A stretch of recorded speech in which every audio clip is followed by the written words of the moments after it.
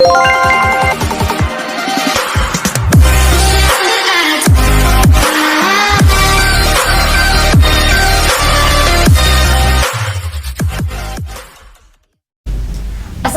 warahmatullahi wabarakatuh. Perkenalkan, nama saya Sekatri Kusumawardani dengan NIM G2010116. Di sini saya akan menjelaskan mengenai komunikasi pesan verbal.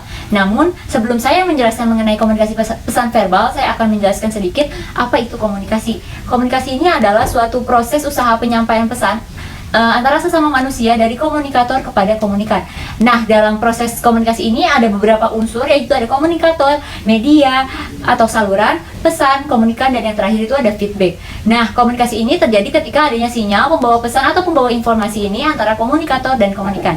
Nah, jadi di dalam komunikasi ini harus dibarengi dengan namanya sinyal. Sinyal ini merupakan perantara dalam menyampaikan pesan ke komunikan atau tujuan.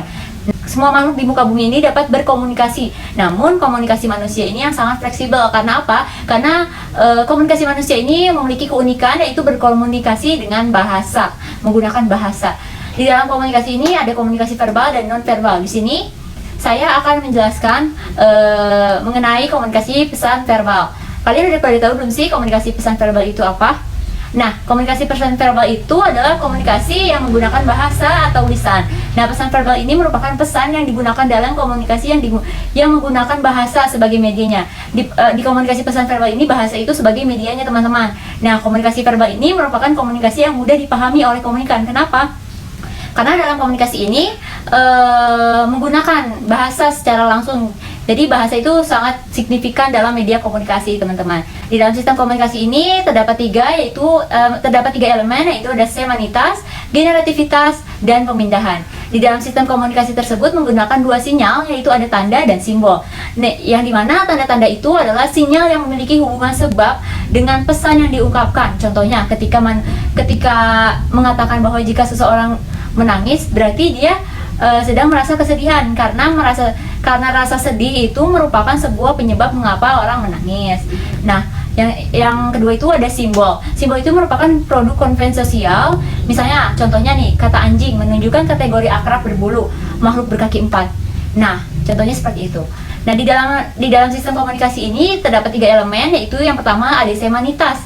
Semanitas ini dalam komunikasi manusia ini sinyal, berarti sesuatu yang berarti bahwa mereka ini memiliki makna. Contohnya, ketika manusia meringis kesakitan, tetapi meringis itu bukan berarti menunjukkan bahwa sedang sakit. Nah, dalam semanitas ini sinyal memiliki maknanya tersendiri. Yang kedua itu ada generativitas. Semua bahasa itu mampu menghasilkan pesan bermakna dalam jumlah tak terbatas dari sejumlah sinyal linguistik yang terbatas. Nah, bahasa memungkinkan simbol untuk digabungkan dengan cara-cara yang menghasilkan makna baru. Contohnya, misalnya ketika teman kita berbicara menggunakan kata woles. Nah, kata woles ini kan adalah bahasa gaul ya. Nah, kata tersebut yang dimana jika kita menggunakan kata itu bisa menghasilkan makna baru, teman-teman.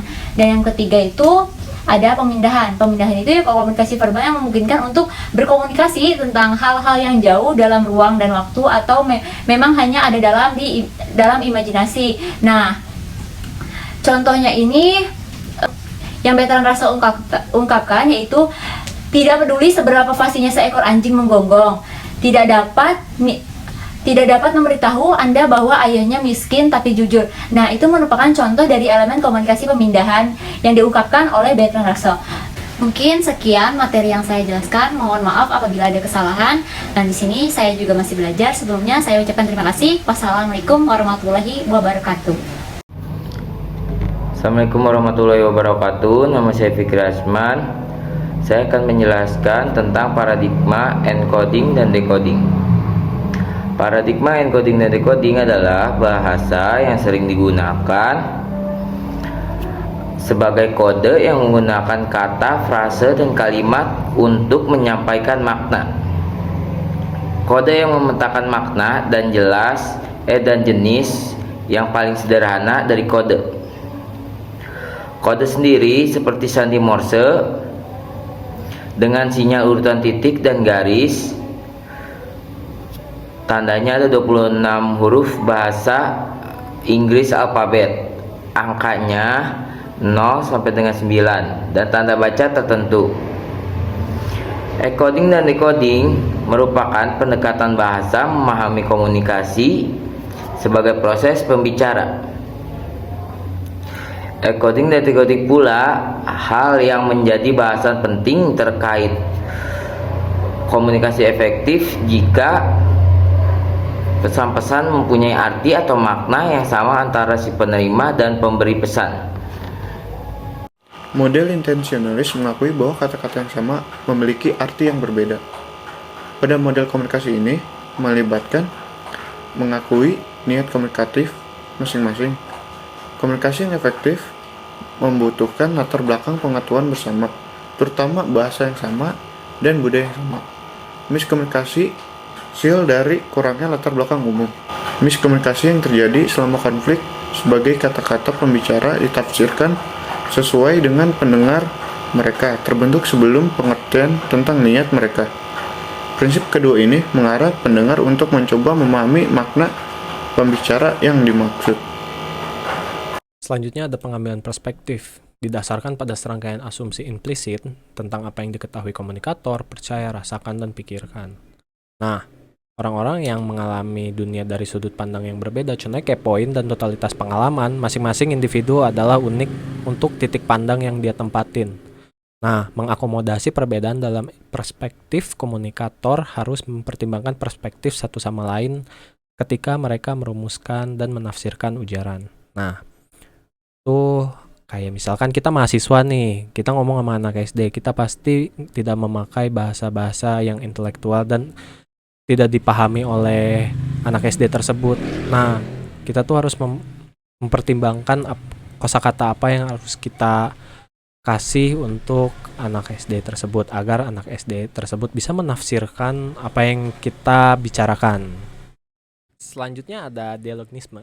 Nah, dialognisme ini mengambil semua paradigma seperti encoding, decoding, internasionalis, dan perspektif untuk mencicirkan komunikasi dalam hal tindak individu, produksi, dan pemahaman.